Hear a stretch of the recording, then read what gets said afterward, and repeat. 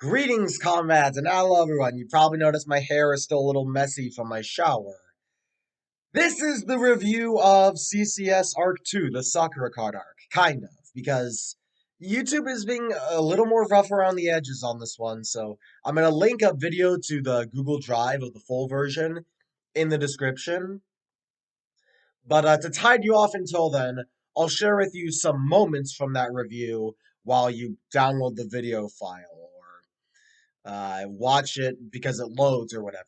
And again, I apologize. I would upload this to YouTube, but YouTube's being a little bit stingier on the copyright, so I'm gonna have to link the episode to this Anime Memories retrospective episode in the description. But until then, enjoy some highlights.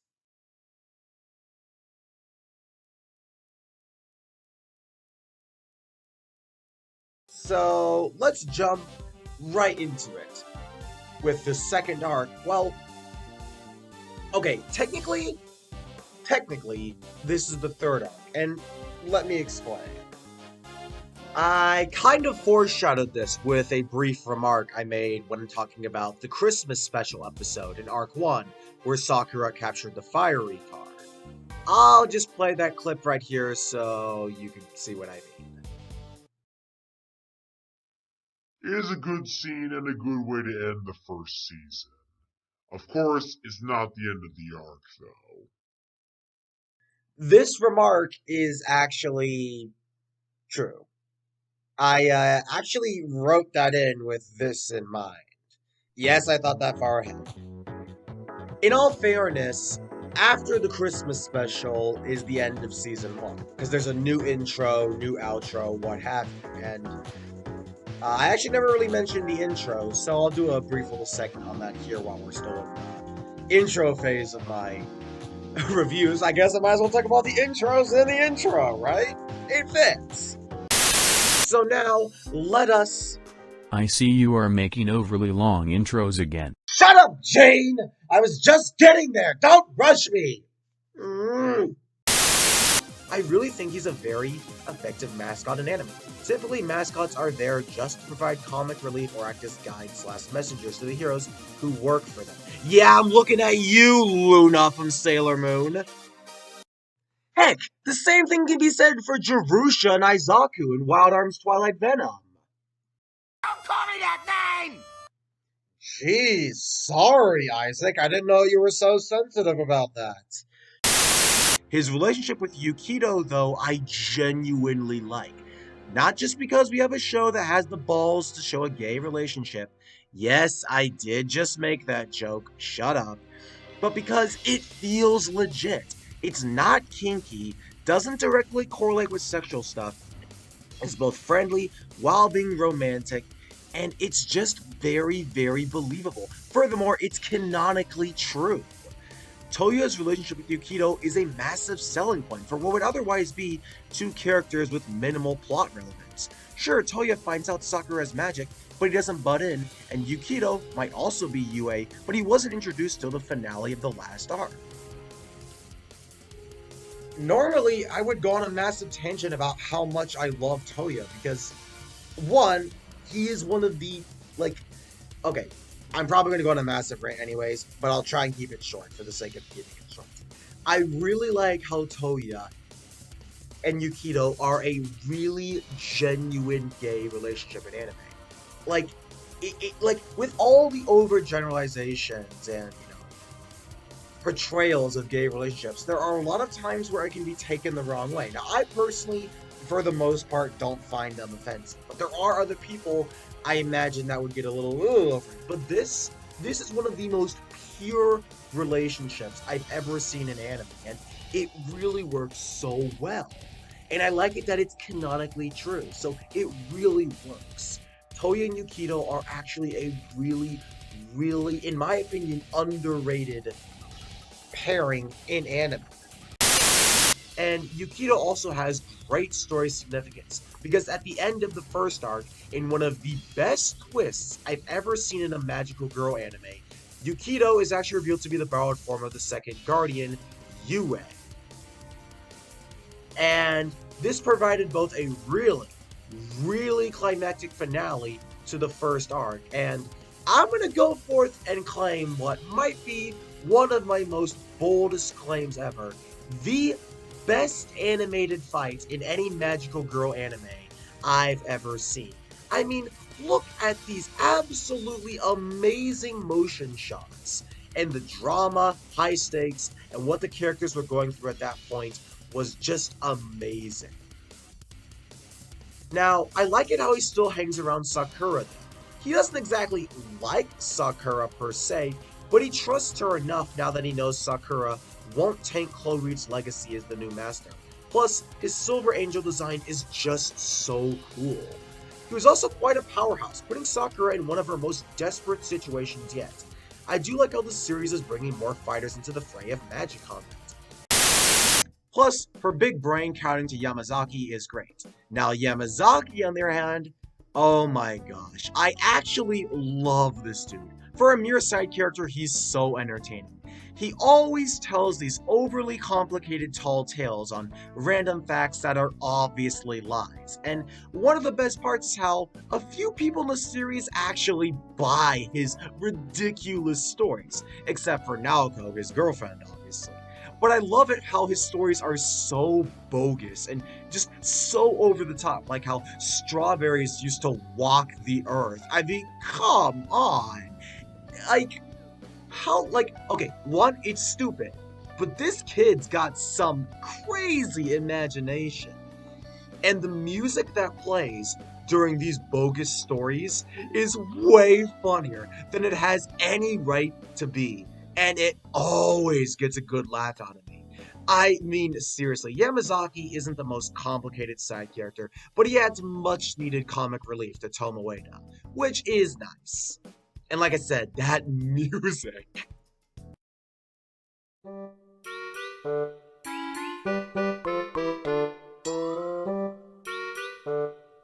The second you hear this music, you know Yamazaki's gonna go on and on. Meet Ariel Hiragazawa. I love this dude. You can probably tell by these shots and his outfit right here that he has magical capabilities, which he does. He essentially acts as the new magic person, similar to how Xiaoran then Mei Ling came to Tomoeda. Though the cloak cards were already captured and Sakura has already been dubbed the master, so why is he here? Well, regardless of the fact, he acts very mature, has a tendency to make Xiaoran jealous, is very wise, and seems to know what he's doing with unshakable confidence. He's also very charismatic as well. And this is why Ariel makes an excellent villain. Yes, you heard me correctly. I'm not waiting on this one, guys. Ariel serves as our main villain, and he's so good. To be fair, they show he's up to shady stuff literally the instant the first episode starts up after the intro. On one hand, this makes his reveal of a villain really weak, but honestly, I'm not too mad about it. I'm actually fine with it. It means we'll have a looming threat we know and can see, which makes him a more effective villain than Yue, who I gave compliments for being powerful and being a good final battle, but Yue was more of just an antagonistic roadblock and the final obstacle during the final judgment of Arc 1. As much as I love Yue, Ariel makes his villainous actions and appearances way better and more evil at the cost of no reveal, but honestly, that's a good trade. The way he cleverly lies to cover up his involvement while blending in with the other students at Tomoeda Junior High is so smart, since Shaoran is the only one to suspect him. Yet Ariel, given his charisma, has Sakura, Tomoyo, and all the other students wrapped around his little finger. Therefore, Shaoran doesn't dare to try and break the truth, since he'd look like a fool making accusations with no evidence. Ariel's two music tracks are also fantastic. His main theme starts out with this kind of whimsical violin, which actually really fits his, England transfer student vibe he goes for. And it also kind of goes into a more mysterious violin bit in the middle, hinting there's more to him. And it fits really well.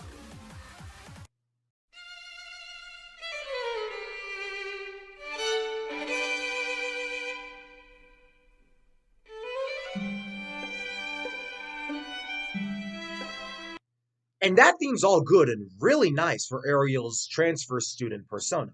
But for his magic persona, the theme is mystical and suspenseful, which really works well for the scenes where they portray him as a villain.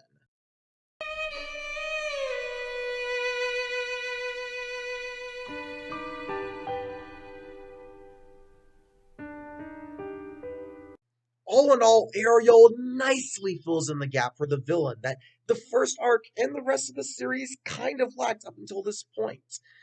And I will say yes, there were antagonists and there were threats and stakes in the earlier seasons. And even the first movie, there was a villain there, technically speaking.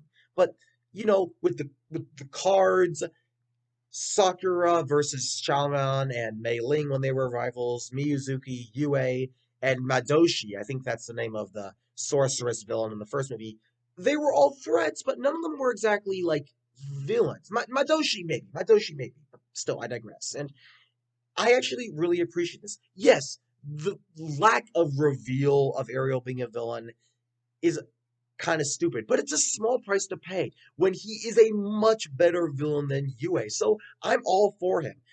Having no reveal is a very small price to pay, so it's all good. Now let's move on to the other two new characters, who are the Guardians of Ariel. The first of Ariel's two guardians is Nakaru Akazuki, aka Ruby Moon. Much like Yukido Tsukashiro / Yue, she has a borrowed form in the name of a human, obviously Nakaru Akazuki, while her true form is called Ruby Moon. However, unlike Yukido / Yue, she remembers both sides' memories, so she doesn't have to deal with the whole, oh, I fell asleep, what happened, I transformed, blah blah blah. She's also very hyperactive and simps over Toya, excitedly and desperately, which is something both Yukido and Yue would not do. Her physical design is also a good contrast to Yu. She has butterfly wings rather than the angelic wings of Kerberos and Yue, and her clothing is much darker to fit the darker nature of Ariel's triad compared to Sakura's card characters. And I've heard a lot of people complain she can be really annoying. And as Nakaru Akazuki, absolutely she can be. Now, to be fair, there are story reasons why she simps over Toya and constantly acts the way she does in human form. However, it does get pretty annoying around the third time it happens, since this happens about 7 times throughout the entirety of this arc. And yeah, I don't really like Nakaru Akazuki's false persona. However, her true form in Ruby Moon is actually pretty good. And furthermore, she actually is a really good contrast to Yue, and a good foil to the other Guardian, who I'll get to in a minute. All in all, Nakaru Akazuki is definitely not the best villain out there, and neither is she really that fun of a character, but when she finally does go into Ruby Moon, it starts picking up, since by that point she stops simping over Toya, and as a contrast to Yue during the final fight, she does what she's supposed to. And ironically, it's also because of Nakaru Akazuki / Ruby Moon that I found out that the Guardians, and I mean all of them, don't have gender. Hiro, Yue, Spinny, and Nakaru herself / Ruby Moon all are non-binary, which is a bit weird, but honestly, if Mewtwo from Pokemon doesn't have a gender, then I don't see why these people shouldn't. Now we have the second of the Guardians, Spinny, also known as Spinel-san. Much like Hiro, he has a borrowed form in a very similarly cute plushy toy winged creature. However, unlike Hiro, he's very grumpy and is a good opposite to Ruby Moon, much like how Kerberos is a good counter to Yue. In his true form, he resembles a large panther with dark butterfly wings, matching Ruby Moon's, which is nice. Another neat little touch is how he hates sugar. Unlike Hiro-chan, who gets all happy, giddy, and powered up by sugar, as well as giving him more energy, supposedly, Spinny, on the other hand, oh man. In one of the series' admittedly most funny episodes, Spinny, when eating sugar, goes completely bonkers, even more so than Hiro-chan. He becomes a hyperactive doof who eats all the sweets and loses his sense of reason. He essentially gets drunk on sugar, if that's the way of putting it. It's a nice touch of comedy to what would otherwise be an overly serious, grouchy plush panther. I do like it that Spinny takes things seriously, and unlike Nakaru, he's more focused on the work end of things, which is good since Yue and Caballeros were the opposite. So, it's actually really good. And I will admit the butterfly wings is actually a really nice contrast to the angel wings that Caballeros has. I really do love this soundtrack. I'm sorry, I know I'm repeating myself over and over, but this soundtrack is surprised me so much. I mean, I said it before, how the music has so many genres that fits, even for genres that aren't exactly in the anime. I mean, some tracks here are so atmospheric that I probably couldn't tell they were from a magical girl anime if I hadn't watched or listened to this beforehand. Like the suspense theme, for instance.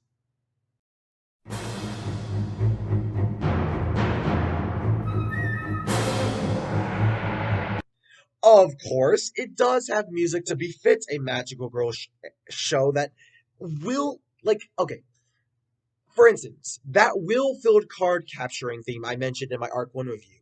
I love these themes. They encapsulate the action nicely while not feeling out of place. Like, you wouldn't think a magical anime have a, revving rock guitar. But it has this magical and hopeful feeling that really fits, and I like that.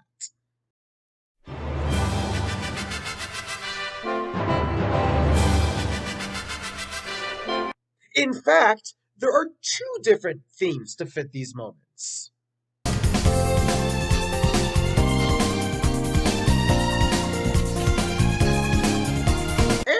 now that I think about it, there's a third one for the higher stakes moments, where Sakura starts winning or turning the tides in a difficult encounter.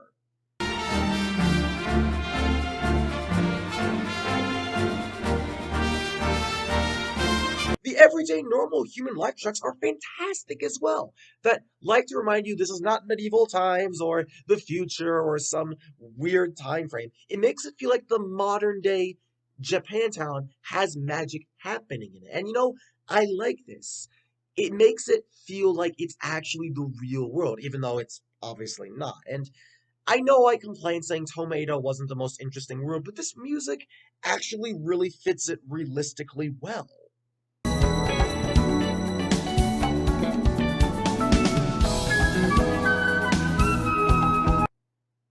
And if you remember back in the Claw Card arc, when Miyazuki appeared, you'd hear this gem of a track that perfectly sums up her wise teacher and mystical shrine maiden phase before revealing she was guiding Sakura to Yue. It also fits the unease of that point as the viewer, since you don't really know to trust Kaho Miyazuki or not.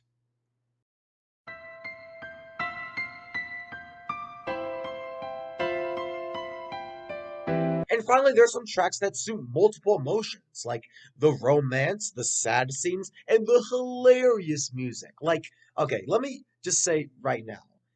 Remember in episode 15, the one where it was Kiro's first focus episode, I said it wasn't that good. In all fairness, there was one good scene, one good moment for Kiro, in all fairness. And that was when Kiro eats chocolate covered alcohol and gets drunk. And the music that accompanies this, oh, it's so good.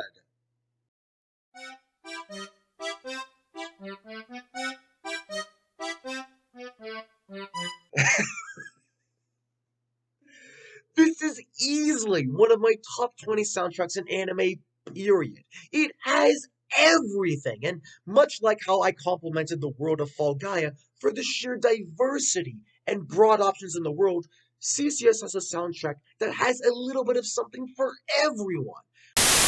Before we get into the episode descriptions, I just want to do a little more stalling, I mean a brief outline of what's happened so far. Wow. That took you long enough. How much more stalling can you get out of this? God damn it, Jane, stop rushing me! Alrighty then. Episode 47. New intro, same series, same spiel. Sakura once again passes out, as converting the card takes a lot of magical energy, considering it uses her own magic. Shaoran and Tomoyo help her back as three figures watch from the scene. One of them claims, "This'll be good fun." Did Ariel get off from trying to crush a lolly with a piano? Shut up, Gene. I don't want my brain to go there. Spinny even throws in a remark about all the Guardians' genders. Shouldn't you be wearing a boy's uniform at school anyway? I don't really care. Anyway, the girl's uniform is much cuter, isn't it? And besides, I'm not even human, am I? Gender's got nothing to do with me. What? Okay, I'm sorry, I couldn't resist. But that's probably how 95% of viewers reacted to this when it first came out. The group all go to the library, for Sakura only to be suddenly sucked into the book. Now Sakura relives through Wonderland and has to escape with many familiar characters playing different roles. We have Ariel as the Cheshire Cat. Okay, that fits, I guess, given his shady nature.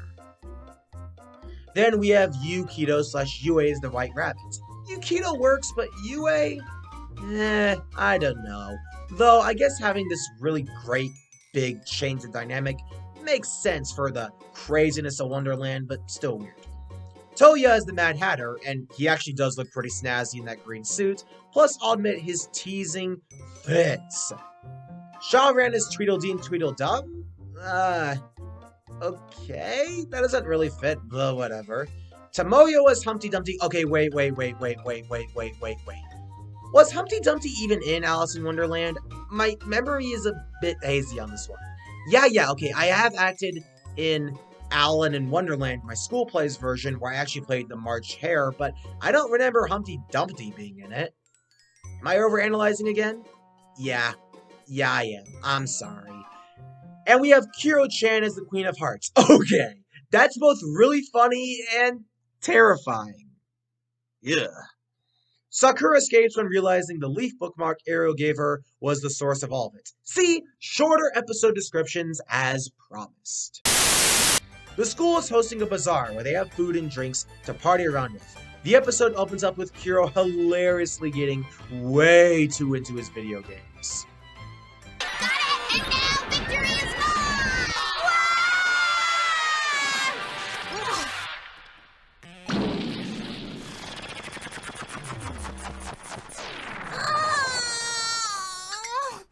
Why'd you yell out like that? My head's stuck in this dress. You know, Kiro would make a good Let's Player. Am I the one who thinks that? I think he actually might make a good Let's Player. If Kiro was a Let's Player and he drunk like chocolate milkshakes on the side of his clever sugargasms, I would subscribe to his channel in a heartbeat. You said cakes? I'm going as well. Huh? Okay. I'm sorry, I'm going off topic again. Sakura mentions the bazaar to Kiro, who hypes up for the sweets, as you can see. Sakura reluctantly allows it just as long as he stays out of sight. Meanwhile, Ariel and the Triad banter as they prep for the bazaar. Nakaru is all excited, like the Japanese schoolgirl she is. Eating too much chocolate can make you sick, but I'm gonna eat it anyway, cause eating chocolate makes me feel all warm and happy inside. Oh yeah, it's the best. Gee, Ruby Moon/Nakaru is gonna totally make it on American Idol, am I right? Get that horribly drawn MS Paint album art out of here. However, Spinel-san reveals he doesn't like sugar, much to Ariel's amusement. Nakaru teasingly nicknames Spinel Spun Spinny, who obviously doesn't like the name and is a big pouty face over it. He doesn't like the cute name.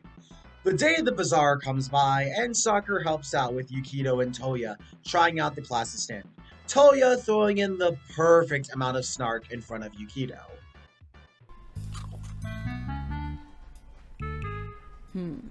Very cute. Huh? What, the clothes? Sakura clearly is just holding it in because she doesn't want to blow up in front of Yukito. And her face just like shriveling in like when like Tom eats like a lemon or something in Tom and Jerry just makes this for me. I meant you, Sakura. Yuki, are you sure you don't need some new glasses? No, my glassies are fine. Toya! Easy, buddy! I get teasing your sister, but don't make fun of Yukito because of his glasses! Come on, man! Jeez. Anyways, Kuro is eating sweets from a picnic basket in the woods.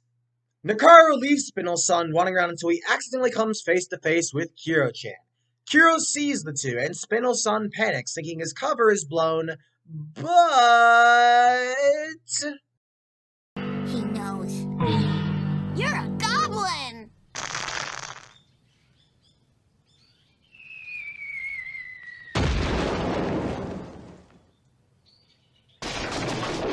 Now I know that nobody can sense our magical powers when we're in our borrowed forms. But even so, I'm glad he didn't work it out. But a goblin? Good detecting work there, Sherlock. Kuro-chan is such a numbnuts, and I love it. It isn't until Sakura cooks her crab dinner. Okay, wait. Dang, she gets crab dinner? I mean, okay, that's expensive. I mean, I couldn't cook crab when I was 12 years old. Dang. Japanese 12-year-olds must have way more useful stuff in school. I mean, I don't know how to cook crab. How did she learn to do this? Man, are Japanese schools just that much more useful? 85% of your graphing in math class you don't use today now, do you, Quint? Quiet, Gene! God! Don't remind me how stupid Common Core Course 3 was. Like, yeah, I learned how to graph, but is a janitor gonna use graphing? No! Stupid. When Ariel uses magic to get Rika stuck in the wave pool, which goes out of control. Sakura uses the watery card to balance the flow of water and get Rika to safety. We also see Ruby Moon ask Ariel if he would have stopped, had Sakura not figured out in time, and Rika may have drowned. Ariel says he wouldn't have drowned her, but he does want Sakura to transform all the cards. It adds that bit of mystery to Ariel as a villain. We see he's up to no good, but he's not evil enough to drown an innocent. Yeah, try telling that to Tomoyo in the Water Torrent episode.